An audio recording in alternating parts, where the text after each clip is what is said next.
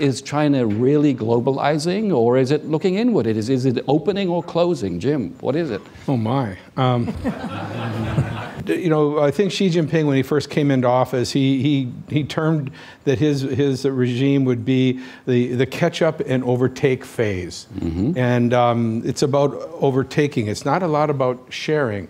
Now, whether this will be successful or not, I don't know, but I think a lot of companies could, you know, get destroyed in the process. What is the actual threat to foreign tech companies in China? How do you define it? Well, what I tell technology companies, to get their attention, I say you got to find a comfortable place between suicide and self-destruction.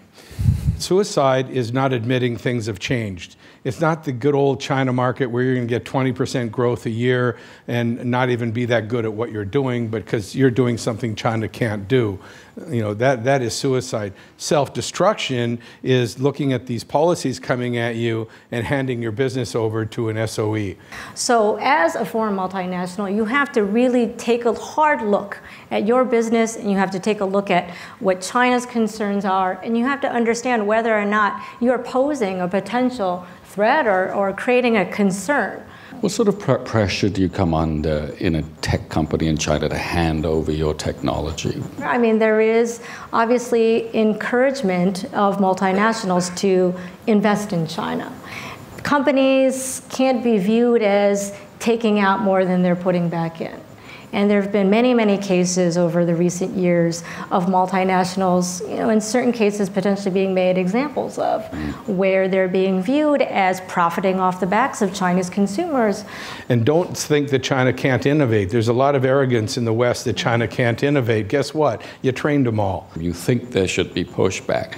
What would that pushback look like? What should it look like? It's going to take a much stronger and more coordinated trade policy.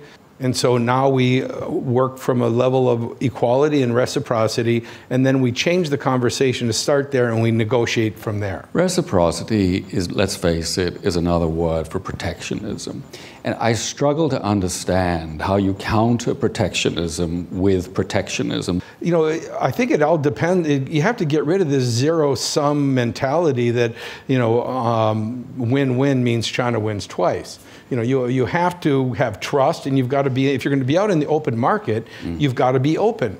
I don't see how you say, well, we're so open, we're always going to win. We've never faced anything with the skill, focus, and mass size of China. And the scale of China. Let's go to questions.